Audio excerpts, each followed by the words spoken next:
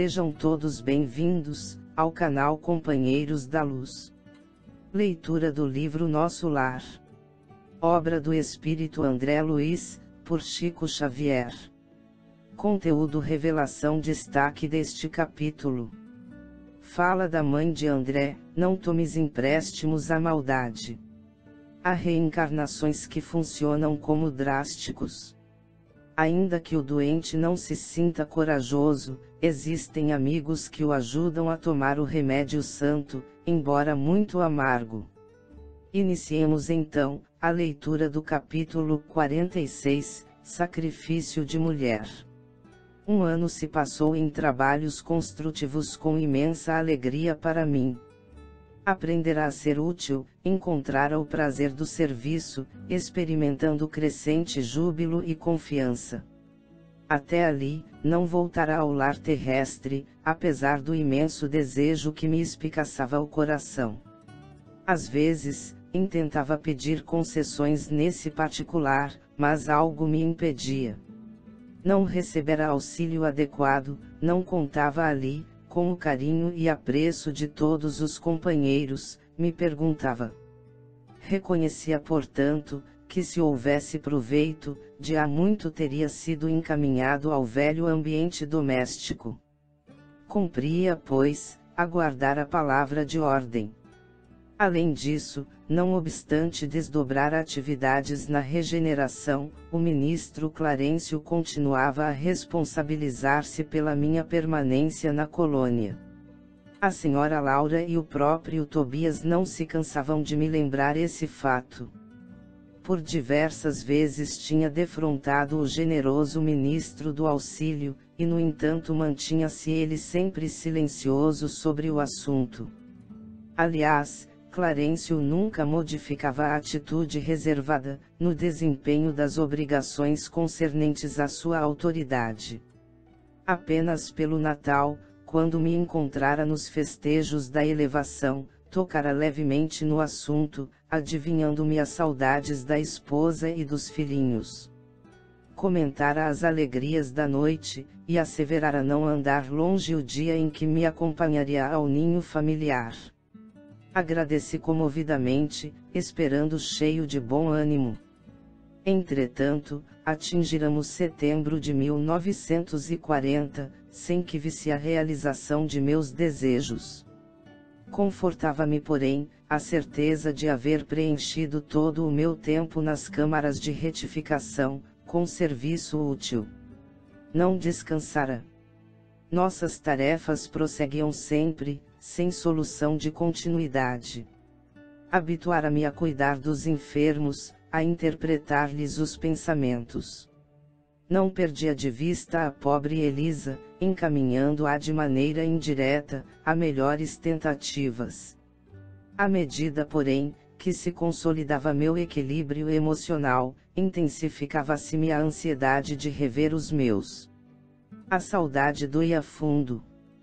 Em compensação, de longe em longe era visitado por minha mãe, que nunca me abandonou à própria sorte, embora permanecesse em círculos mais altos. A última vez que nos avistáramos, ela me disse que tencionava cientificar-me de projetos novos. Aquela atitude maternal de suave conformação nos sofrimentos morais que lhe feriam a alma sensível, comovera-me profundamente. Que novas resoluções teria tomado? Intrigado esperei-lhe a visita, ansioso de conhecer-lhe os planos. Com efeito, nos primeiros dias de setembro de 1940, minha mãe veio às câmaras, e depois das saudações carinhosas, comunicou-me o propósito de voltar à terra. Em tom afetuoso, explicou o projeto. Mas surpreendido e discordando de semelhante decisão, protestei. Não concordo. Voltar a senhora à carne. Por quê? Internar-se de novo, no caminho escuro, sem necessidade imediata.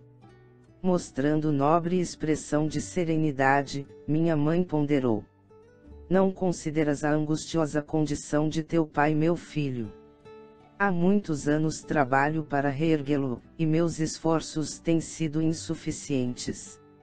Laerte é hoje um cético de coração envenenado. Não poderia persistir em semelhante posição, sob pena de mergulhar em abismos mais fundos. Que fazer, André? Terias coragem de revê-lo em tal situação, esquivando-te ao socorro justo? Não, respondi impressionado. Trabalharia por auxiliá-lo. Mas a senhora poderá ajudá-lo mesmo daqui. Não duvido. No entanto, os espíritos que amam verdadeiramente não se limitam a estender as mãos de longe. De que nos valeria toda a riqueza material, se não pudéssemos estendê-la aos entes amados? Poderíamos, por acaso, residir num palácio relegando os filhinhos ao temporal. Não posso ficar à distância. Já que poderei contar contigo aqui, doravante reunir-me-ei a Luísa a fim de auxiliar teu pai a reencontrar o caminho certo. Pensei, e reargumentei. Insistiria no entanto com a senhora. Não haverá meios de evitar essa contingência. Não seria possível. Estudei detidamente o assunto. Meus superiores hierárquicos foram acordes no conselho.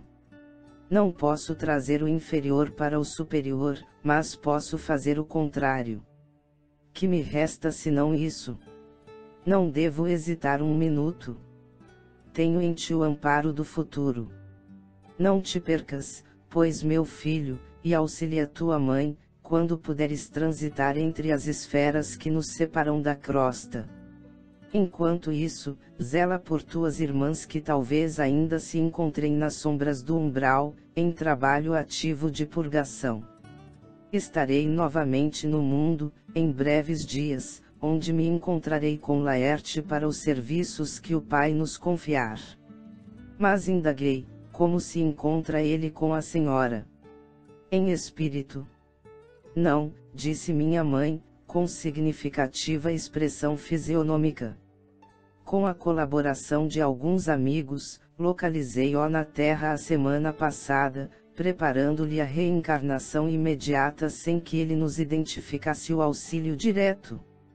Quis fugir das mulheres que ainda o subjugam, talvez com razão, e aproveitamos essa disposição, para jungi-lo à nova situação carnal. Mas isso é possível, e a liberdade individual? Perguntei. Minha mãe sorriu, algo triste, e obtemperou. Há reencarnações que funcionam como drásticos. Ainda que o doente não se sinta corajoso, existem amigos que o ajudam a tomar o remédio santo, embora muito amargo. Relativamente à liberdade irrestrita, a alma pode invocar esse direito somente quando compreenda o dever e o pratique. Quanto ao mais, é indispensável reconhecer que o devedor é escravo do compromisso assumido. Deus criou o livre-arbítrio, nós criamos a fatalidade. É preciso quebrar, portanto, as algemas que fundimos para nós mesmos. Enquanto me perdia em graves pensamentos, continuou ela retomando as anteriores observações. As infelizes irmãs que o perseguem, entretanto não o abandonam, e não fosse a proteção divina por intermédio de nossos guardas espirituais, talvez lhe subtraíssem a oportunidade da nova reencarnação. Deus meu, exclamei. Será então possível? Estamos à mercê do mal até esse ponto. Simples joguetes em mãos dos inimigos. Essas interrogações, meu filho, esclareceu minha genitora muito calma, devem pairar em nossos corações e em nossos lábios, antes de contrairmos qualquer débito e antes de transformarmos irmãos em adversários para o caminho. Não tomes empréstimos à maldade. E essas mulheres? Indaguei. Que será feito dessas infelizes? Minha mãe sorriu e respondeu. Serão minhas filhas daqui a alguns anos. É preciso não esqueceres que irei ao mundo em auxílio de teu pai. ninguém ajuda eficientemente, intensificando as forças contrárias, como não se pode apagar na terra um incêndio com petróleo. É indispensável amar André. Os que não creem, perdem o rumo verdadeiro, peregrinando pelo deserto. Os que erram se desviam da estrada real, mergulhando no pântano. Teu pai é hoje um cético e essas pobres irmãs suportam pesados fardos na lama da ignorância e da ilusão. Em futuro não distante, colocarei todos eles em meu regaço materno, realizando minha nova experiência. E, olhos brilhantes e úmidos, como se estivesse a contemplar horizontes do porvir, rematou. E mais tarde, quem sabe? Talvez regresse a nosso lar, cercada de outros afetos sacrossantos, para uma grande festividade de alegria, amor e união. Identificando-lhe o espírito de renúncia, ajoelhei-me e beijei-lhe as mãos. Desde aquela hora, minha mãe não era apenas minha mãe. Era muito mais que isso. Era a mensageira do amparo, que sabia converter verdugos em filhos do seu coração, para que eles retomassem o caminho dos filhos de Deus. Chegamos ao final deste capítulo. Não percam o próximo de número 47, A Volta de Laura. Muito obrigado, boa reflexão, que Jesus abençoe a todos.